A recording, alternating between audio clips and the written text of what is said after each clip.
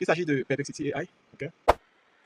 Donc, c'est ça, cette petite en question. Vous pouvez accéder à travers Google, vous tapez juste perplexity.ai et puis la page qui va s'ouvrir, vous allez vous enregistrer et tout. Ok. Euh, Perplexity est très intéressant. Vous pouvez taper des recherches. I don't know. Si vous êtes peut-être étudiant, ok, vous pouvez demander. Peut-être vous avez peut-être des recherches sur votre mémoire, peut-être sur le réchauffement climatique. Ok. Vous pouvez demander peut-être, donne-moi le sommet parfait pour mon mémoire sur, ou bien pas de mémoire, pour mon exposé sur le réchauffement climatique.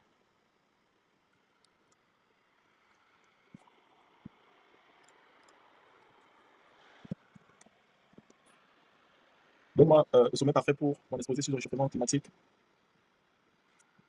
avec des sources fiables. Je valide ça. Et puis vous verrez, voilà ma question en haut ici. Kilmet Consulting, BPI Friends, You Made Us from Friends. Ça, ce sont les sources que ça me donne d'abord en haut ici. Et puis ici, ça va me donner le sommet idéal pour un exposé sur le réchauffement climatique. Introduction, ça me donne les idées principales que je peux utiliser. Et comme vous voyez, réchauffement climatique, causes et conséquences. Donc, vous voyez, c'est lié à Kilmet Consulting, dans cette source ici. Donc, chaque chiffre que vous voyez là va vous donner le truc avec tous les détails. Ok.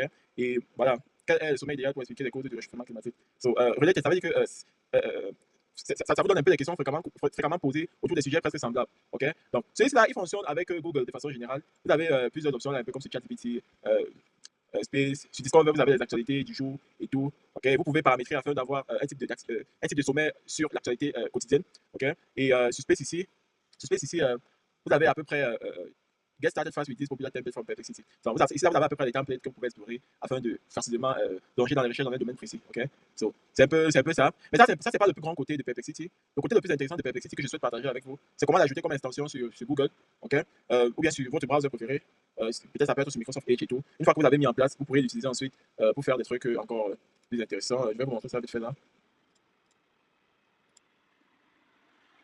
Ok. So, normalement, une fois que vous avez installé Perplexity sur votre ordinateur, ok, comme vous voyez sur la page ici, la première fois c'est quand j'ai dit d'installer, une fois que vous avez créé votre compte DVD, vous allez venir ici en bas à Download, ok. So, comme j'ai dit, Access Perplexity AI, accéder Perplexity AI et créer votre compte.